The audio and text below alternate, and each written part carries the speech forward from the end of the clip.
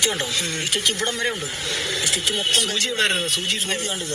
ഇതിനകത്തായി സൂചി മൊത്തം ഇത് കരിഞ്ഞിരുന്നു, ഒന്നുമില്ല, ഉണങ്ങിയിരുന്നു. അതിനകത്ത് മേളിൽ പറ്റിയിട്ടില്ല. ഇതിനകത്ത് പൊട്ടലും ഇല്ല, ഒന്നുമില്ല. അതുകൊണ്ട് തന്നെ തൊലി ഇരുന്നതാണ്. ഇതിനിടയ്ക്ക് ഇതിപ്പോ പൊട്ടിയത് മുളച്ചു ഒന്ന് പൊട്ടിയത്. കഴിഞ്ഞ ഏപ്രിൽ 13-നാണ് കോട്ടയം മെഡിക്കൽ കോളേജ് ആശുപത്രിയിൽ സബിൻ ശസ്ത്രക്രിയയ്ക്ക് വിധേയനായത്. എല്ലിങ്ങനെ ചെറുതായിട്ട് തള്ളിയിട്ടുണ്ട്. അപ്പൊ എല്ലിനാരെങ്കിലും ചോദിക്കുന്നു പറഞ്ഞത് കുഴപ്പമില്ല, സ്റ്റിച്ചിന്റെയാന്ന്. Hi, welcome. വീണ്ടും ശസ്ത്രക്രിയാ പിഴവ് കോട്ടയം മെഡിക്കൽ കോളേജിലാണ്. പത്തനംതിട്ട സ്വദേശിയായ സബിക്കാണ് ഈ ദുരനുഭവം നേരിടേണ്ടി വന്നത്. ഒരു വാഹനാപകടത്തെ തുടർന്ന് അദ്ദേഹത്തിന്റെ കണ്ണങ്കാലിന് പരിക്ക് പറ്റുകയും അടൂർ ജനറൽ ആശുപത്രിയിൽ പോയപ്പോൾ കോട്ടയത്തേക്ക് പറഞ്ഞു വിട്ടു. അതേ തുടർന്ന് സബി കോട്ടയം മെഡിക്കൽ കോളേജിൽ പോയി ശസ്ത്രക്രിയ ചെയ്യണമെന്ന് പറഞ്ഞു. അങ്ങനെ കണ്ണങ്കാല് ശസ്ത്രക്രിയയൊക്കെ ചെയ്തു. പക്ഷേ 2 മാസം അതികഠിനമായ വേദന സഹിക്കാൻ പാടില്ലായിരുന്നു. ആ ഓപ്പറേഷൻ ചെയ്ത സ്ഥലത്ത് തന്നെ പിന്നെയും പോയി. അങ്ങനെ അവിടെ ചെന്നപ്പോൾ ഡോക്ടർ പരിശോധിച്ചിട്ട് പറഞ്ഞു അത് കുഴപ്പമൊന്നുമില്ല. അപ്പോൾ സബി പറഞ്ഞു ഇങ്ങനെ ആ ഓപ്പറേഷൻ എടുത്ത് ഇതെന്താണ് ഇങ്ങനെ തടിച്ചിരിക്കുന്നത്, അവിടെ ഇങ്ങനെ വീർത്ത് പൊങ്ങിയിരിപ്പുണ്ട്. അപ്പോൾ ഡോക്ടർ പറഞ്ഞു ആ സ്റ്റിച്ചിൻ്റെ ആണ്. അങ്ങനെ 2 പ്രാവശ്യം പോയപ്പോഴും അങ്ങനെ തന്നെയാണ് പറഞ്ഞത്.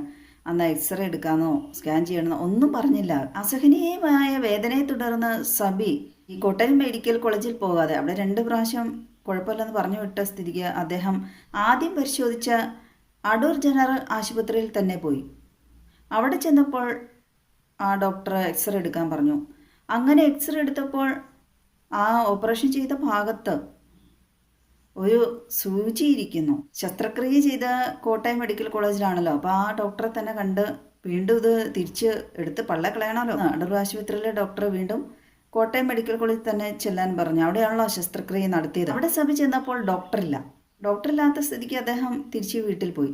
എന്ത് ചെയ്യാൻ, ഒരു മനുഷ്യന്റെ ഒരു അവസ്ഥ. അപകടത്തെ തുടർന്ന് ചികിത്സിക്കാൻ പോയതാണ്. പട പേടിച്ച് പന്തളത്ത് നിന്നപ്പോൾ പന്തംകുളത്തി പട എതിരേന്ന് പറഞ്ഞ പോലെ മനുഷ്യൻ ആ കാലും വെച്ചോണ്ട് എത്ര പ്രാവശ്യം അങ്ങോട്ടും ഇങ്ങോട്ടും എത്ര ദൂരം യാത്ര ചെയ്തു. വേദന സഹിക്കാൻ പാടായപ്പോൾ അദ്ദേഹം തന്നെ കാലിൽ പതുക്കെ ഒന്ന് ഞെക്കിയപ്പോൾ നീല എന്തോ ഒരു സാധനം തെളിഞ്ഞു വന്നു. അപ്പോൾ ഇളയ മകൻ പറയുകയാണ് മീനിന്റെ കണ്ണ് പോലെ എന്തോ തെളിഞ്ഞു വന്നിട്ടുണ്ടല്ലോ അച്ഛ എന്ന് പറഞ്ഞിട്ട് ഇദ്ദേഹം ഒന്നുകൂടെ വയ്ക്കിയപ്പോൾ ഈ സാധനം നീല സാധനം അതിൻ്റെ ക്യാപ്പോടുകൂടി ഇങ്ങ് പോന്നു. അദ്ദേഹം തന്നെ പറിച്ചെടുത്തു ക്യാപ്പോടുകൂടി.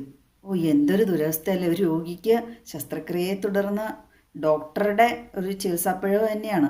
എന്നിട്ട് ആ രോഗി തന്നെ സ്വയം ശരീരത്തിലകപ്പെട്ട വസ്തു വലിച്ചെടുക്കുവാണല്ലേ. അദ്ദേഹം അതുമായിട്ട് കോട്ടയം മെഡിക്കൽ കോളേജിൽ ഈ ശസ്ത്രക്രിയ നടത്തിയെടുത്ത് തന്നെ ചെന്നു. അപ്പോൾ ഡോക്ടർ പറഞ്ഞു ഒരു കുഴപ്പമില്ല, മാറിക്കോളും എന്നാണ്.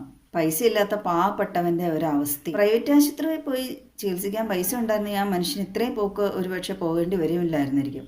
കാരണം അവിടെ ചെല്ലുമ്പോൾ അവർ എക്സ്റേ എടുക്കുന്നു, അപ്പോൾ തന്നെ അവിടെ അഡ്മിറ്റ് ആക്കുന്നു. പൈസ ആ ആശുപത്രിക്കാർക്ക് ആവശ്യമുള്ളതുകൊണ്ട് അങ്ങനെയൊക്കെ അങ്ങ് അദ്ദേഹത്തിൻ്റെ കാര്യം ഒറ്റ പോക്കിനൊക്കെ ചിലപ്പോൾ ശരിയായി പോയേനെ. ഇവിടെ അദ്ദേഹത്തിന് ആരോഗ്യനഷ്ടം, സാമ്പത്തിക നഷ്ടം, ആ പോക്കും വരവിനൊക്കെ അദ്ദേഹത്തിൻ്റെ കയ്യിൽ നിന്ന് എത്ര പൈസ പോയിട്ടുണ്ടോ. ആ അദ്ദേഹത്തിന് നഷ്ടപ്പെട്ട അത്ര ചെയ്യാൻ ചിലവായത് എങ്കിലും ഓപ്പറേഷൻ നടത്തി ആ സൂചി ഉള്ളിൽ മറന്നു വെച്ച് പോയ ആ ഡോക്ടറുടെ കയ്യിൽ നിന്ന് തന്നെ ഒന്ന് ഈടാക്കാൻ കനിവുണ്ടാവണം.